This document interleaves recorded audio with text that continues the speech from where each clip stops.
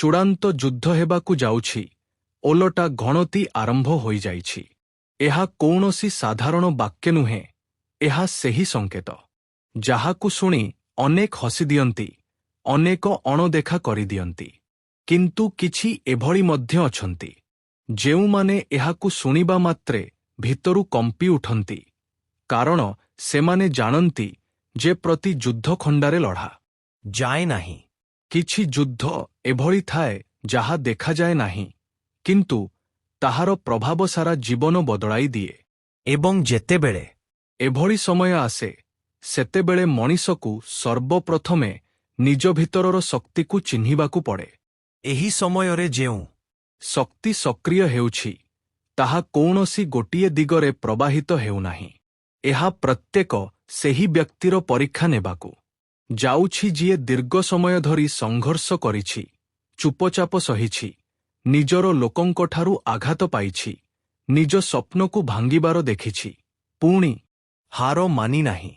ଏହା ସେହି ସମୟ ଯେତେବେଳେ ଭାଗ୍ୟ ଏବଂ କର୍ମ ସାମ୍ନାସାମ୍ନି ଠିଆ ହୋଇଥିବାର ଦେଖାଯାଏ।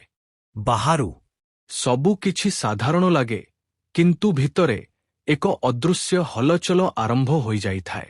ଅନେକ ଲୋକ ଏବେ ବି ବୁଝିପାରୁ ନାହାନ୍ତି ଯେ ସେମାନଙ୍କ ଜୀବନରେ ହଠାତ୍ ବ୍ୟସ୍ତତା କାହିଁକି ବଢ଼ିଯାଇଛି, ବିନା କାରଣରେ ମନ କାହିଁକି ବିଚଳିତ ହେଉଛି, କିଛି ପୁରୁଣା ଲୋକ ପୁଣି ମନେ ପଡ଼ୁଛନ୍ତି କାହିଁକି, କିଛି ଅଧୁରା କାମ ହଠାତ୍ ସାମ୍ନାକୁ ଆସିଗଲା କାହିଁକି। ଏହାର କାରଣ କେବଳ ପରିସ୍ଥିତି ନୁହେଁ, କେବେ କେବେ ସମୟ ନିଜେ ମଣିଷକୁ ପରବର୍ତ୍ତୀ ପର୍ଯ୍ୟାୟ ପାଇଁ ପ୍ରସ୍ତୁତ କରେ, ଏବଂ ସେହି ପ୍ରସ୍ତୁତି ସର୍ବଦା ସହଜ ହୁଏ ନାହିଁ। ମନେ ରଖନ୍ତୁ, ଯେତେବେଳେ ବି ବଡ଼ ପରିବର୍ତ୍ତନ ଆସିବାକୁ ଥାଏ, ତା ପୂର୍ବରୁ ଜୀବନରେ ଏକ ଅଜବ ନିସ୍ତବ୍ଧତା ଆସିଯାଏ। ଏମିତି ଲାଗେ ଯେପରି ସବୁକିଛି ଅଟକି ଯାଇଛି, କିନ୍ତୁ ବାସ୍ତବରେ ସେହି ସମୟରେ ସବୁଠାରୁ ବଡ଼ ହଲଚଲ ଜନ୍ମ ନେଉଥାଏ।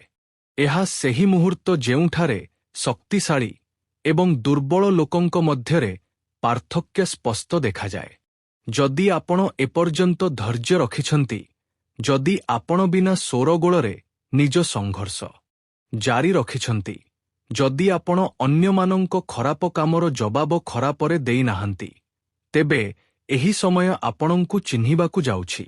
କିନ୍ତୁ ଏହା ସହିତ ଏକ ଚେତାବନୀ ମଧ୍ୟ ଯୋଡ଼ି ହୋଇଛି, କାରଣ ପରିବର୍ତ୍ତନ ଯେତେ ବଡ଼ ହୁଏ, ପରୀକ୍ଷା ମଧ୍ୟ ସେତେ କଠିନ ହୁଏ।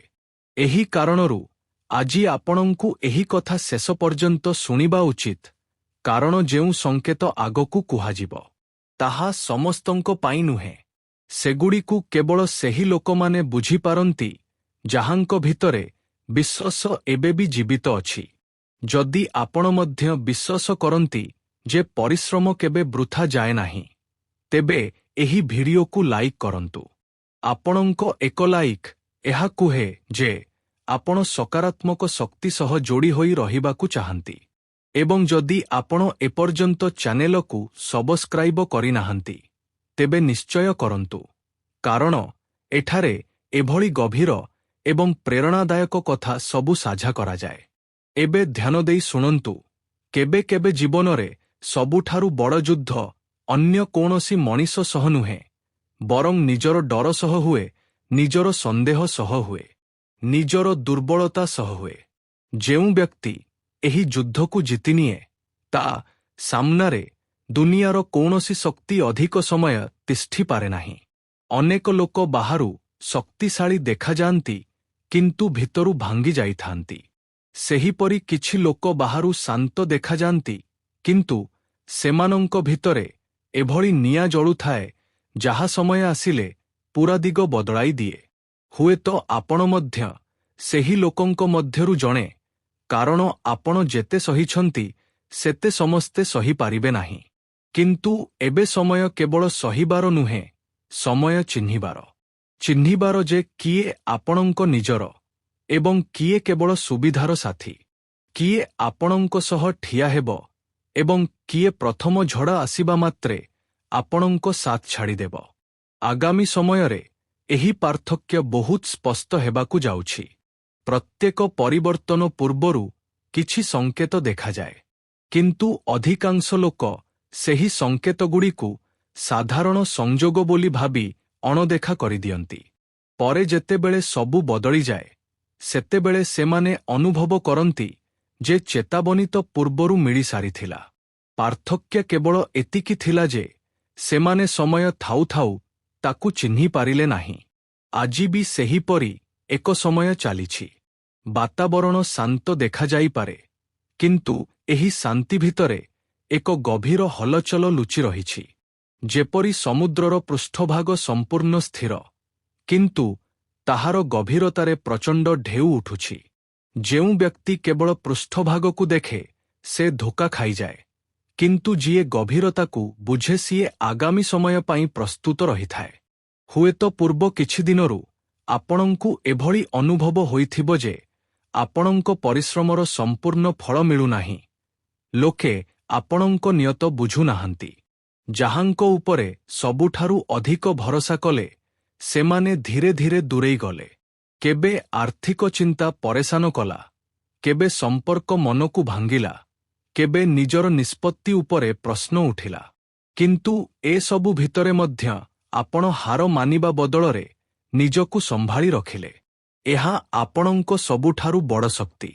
କାରଣ ଇତିହାସ ସାକ୍ଷୀ ଅଛି ଯେ ସବୁଠାରୁ ଉଚ୍ଚ ଉଡ଼ାଣ ସେହିମାନେ ଭରନ୍ତି ଯେଉଁମାନେ ସବୁଠାରୁ କଠିନ ପବନର ସାମ୍ନା କରିଛନ୍ତି। ସହଜ ରାସ୍ତାରେ ଚାଲୁଥିବା ଲୋକଙ୍କୁ ମଞ୍ଜିଲ ତ ମିଳିଯାଏ, କିନ୍ତୁ ପରିଚୟ ମିଳେ ନାହିଁ। ପରିଚୟ ସର୍ବଦା ତାକୁ ମିଳେ ଯିଏ ସଂଘର୍ଷକୁ ନିଜର ଦୁର୍ବଳତା ନୁହେଁ ବରଂ ନିଜର ଶକ୍ତି ବନାଇ ନେଇଛି।